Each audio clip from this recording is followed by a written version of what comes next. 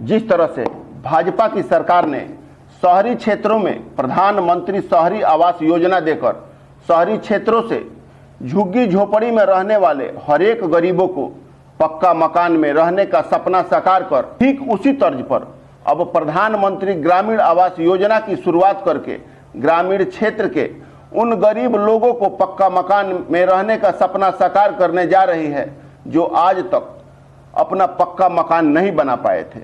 इसी कड़ी में रेवती ब्लॉक में ग्रामीण क्षेत्र के लोगों और प्रधान और सचिव के साथ गोष्ठी के दौरान ग्राम प्रधानों से यह कहा कि आप लोग दलगत राजनीति से ऊपर उठकर काम करिए और इस योजना का लाभ उन हर गरीब के घर तक पहुंचाइए जो आज भी झुग्गी झोपड़ी में रहने को मजबूर हैं, जिनका पक्का मकान का सपना आज तक अधूरा है। दलगत राजनीति से, वोट की राजनीति से थोड़ा सा ऊपर उठ के हम लोग को काम करना पड़ेगा। हो सकता है जो व्यक्ति आज आपको वोट ना दिया हो बीडीसी प्रधानी में, हो सकता है कि उसका आप आवास बना दे, तो जो इतने वर्षों से नहीं मिला, गरीब के सर पे अगर जो व्यक्ति छत दे दे, गरीब उसको कभी भूल नहीं सकता। ग्राम सचिवों के कार्यशैली पर नाराज क्षेत्रीय विधायिका ने कहा कि सारी गड़बड़ी ग्राम सचिवों द्वारा किया जाता है। क्षेत्रीय विधायक ने इशारों में सभी सचिवों को हिदायत देते हुए यह स्पष्ट कह दिया कि इस योजना में अगर कोई गड़बड़ी हुई, विशेषकर अपने सचिवों को टाइट करें।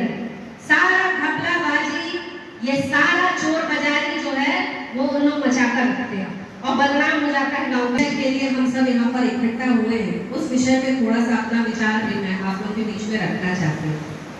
देखिए, हम भी जनप्रतिनिधि, जनता के द्वारा चुने हुए व्यक्ति, आप भी जनता के द्वारा चुने हुए व्यक्ति, हम भी किसी गांव में जाते हैं तो मेरा ये अपना अनुभव है और मुझे लगता है कि मुझसे ज्यादा आप लोग का इस बात पे जरूर, इस बात को लेकर आप लोग ज्यादा चिंता में होते होंगे, क्योंकि गांव वाले अगर गांव वालों के पास जाओ, विशेषकर महिलाओं के पास जाओ, तो वो एक ही बात कहती है सब कि काजी हमरा क्या बसवा ना मिली, कहती है सबके लिए, क्यों करना कहती है ना।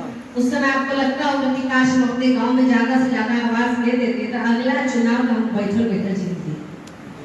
तो ये संभव करने का, इस चीज को जमीन पर उतारने का ये बहुत अच्छा अवसर आया है। जिस भी व्यक्ति को आप चाहते हो, अपने वोट की अहमियत से चाहते हो, अपने प्रभाव की अहमियत से चाहते हो, आप सुचिंता को उस अहमियत से चाहते हो, ये एक ऐसा मौका आया है जहां पर आप अपने समस्त लोगों का, अपने गांव के ज्यादा से ज्यादा लोगों का आवास में सूची में नाम डाल सकते हैं। और इतना बढ़िया मौका, ये कई वर्षों बाद इस तरह का ये योजना शुरू हुई है। क्यों वीडियो साहब? पहले तक तो ये था कि ऑनलाइन कराओ, ये कराओ, वो कराओ, कराते थे 100, मिलता था 1। पर अब ये जो अवसर आया है, ये सरकार की मंशा में है कि जितने ज्यादा आवास यहाँ से लिखकर जाएंगे और अगर वो संस्कृति में पाए गए कि वह उचित है, तो उन सारे आवासों को हम गांव तक पहुंचा सके, ये सरकार की मंशा में है।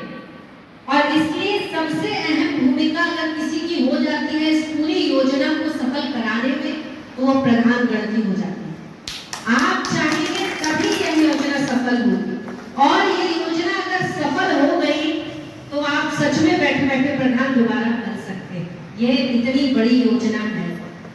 मैं राजनीति से, वोट की राजनीति से थोड़ा सा ऊपर उठ के हम लोग को काम करना पड़ेगा।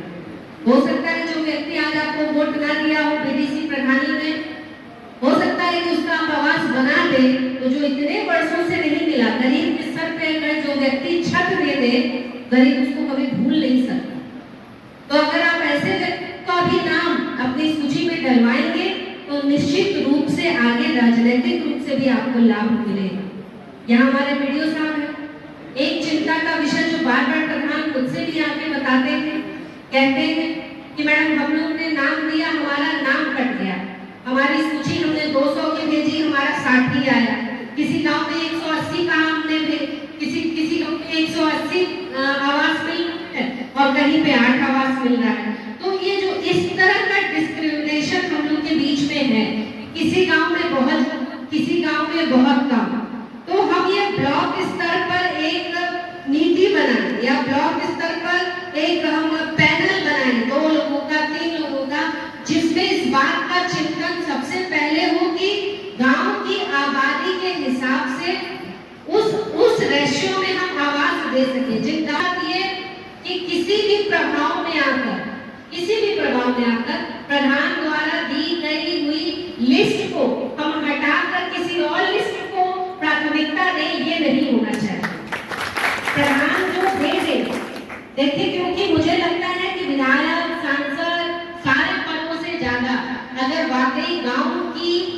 गली कूचे से एक एक व्यक्ति से अगर कोई व्यक्ति जानता है, वह होता है गांव का प्रधान, सबके सुख दुख को वो जानता है। सूची में कहीं कोई गड़बड़ है या कोई ऐसी चीज है जिसको रेक्टिफाई करने की जरूरत है, तो ये मेरा निर्देश रहेगा कि आप उस गांव के प्रधान को व्यक्तिगत तौर पर फोन कर बुलाएंगे और बुलाकर उस सूची के साथ बैठकर जिस भी व्यक्ति विशेष में आपको आपत्ति होगी कि नहीं हो सकता है कि एक नाम गलत आ गया हो, आप उस नाम की चर्चा पहले प्रधान से करेंगे, उसके बाद अगर उसको काटना होगा तो आप काटेंगे। बिना प्रधान की जानकारी के काम ना हो ब्लॉक से कम इस बात की चिंता तो करनी चाहिए।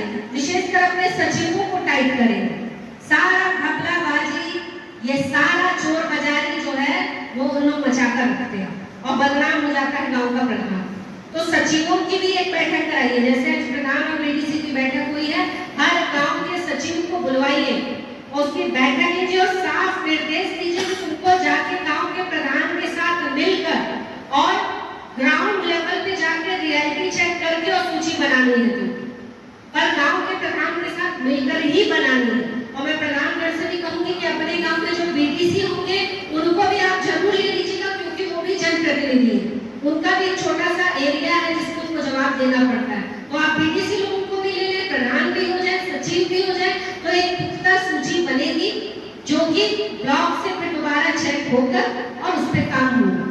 मेरा इस योजना को लेकर आप सभी से ये छोटा सा आग्रह जरूर रहेगा साथियों कि ये मौका ऐसा आया है कि हम अपने गांव में एक इतिहास रच दें कि भाई फलाना जब प्रधान थे तो सबसे ज्यादा पक्का आवास हम अपनी प्रधानी में बनाकर गए। तो इसका क्रेडिट आप लोग अपने जिम्मे जरूर ले लीजिएगा। एक अभी हमारे छोटे भाई अर्जुन ने बताया कि यहाँ पे प्रधानों को बैठने के लिए नहीं है। बिरवार वाली ब्लॉक में वीडियो साहब वहाँ के वीडियो ने एक कमरा दे रखा है प्रधानों को बैठने के लिए। जनप्रतिनिधि का भी उतना ही सम्मान है, चाहे वो छोटा से छोटा जनप्रतिनिधि क्यों ना, उसका भी उतना ही सम्मान है जितना आपका है या मेरा है या इस देश के प्रधानमंत्री का है। सबका सम्मान एक बराबर है। तो ये इस बात को तो आपको खुद ही चिंतन करना चाहिए कि भाई हमारा प्रधान आता है, आप ही की कौन है। आप जो सोचते हैं वो ये जमीन पे कर कर दिखाते हैं। सरकार जो आपको काम देती है आप वो इनको देते हैं। तो अगर ये 10-10 हजार, किसी गांव की तो 10-10 हजार की आबादी है, तो 10-10 हजार की आबादी से जीता हुआ अगर कोई व्यक्ति आता है तो उसका एक अपने आप में बहुत बड़ा रेपुटेशन है, एक इज्जत है। तो कम से कम उनको भी ये बात का एहसास होना चाहिए कि मैं भी कोई प्रतिष्ठित व्यक्ति हूँ। यहाँ वहाँ जब वो बैठते होंगे तो उसमें उनके सम्मान के साथ आपके सम्मान को भी धक्का लगता है।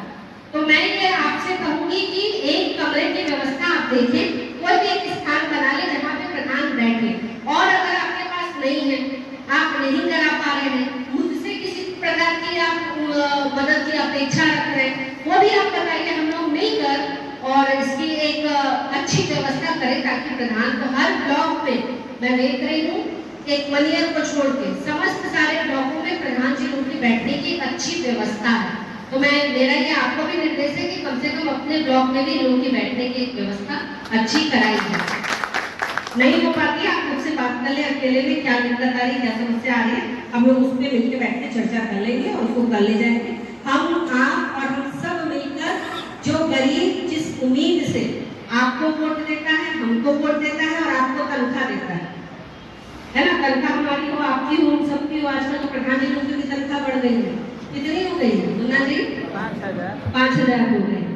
तो ये जो तनख्वाह हम लोग को मिल रही है वो तनख्वाह गरीब अपने जेब से दे रहा है। तो उसकी अपेक्षा ये है कि जैसे वो तनख्वाह देने में कभी कमी नहीं करता, हर 1 तारीख को, 2 तारीख को, 3 तारीख को तनख्वाह हमारे खाते में पहुंच जाती है, वैसे ही ये जो योजना है उसके लिए बहुत बड़ी योजना है, स्वर्णिम योजना है।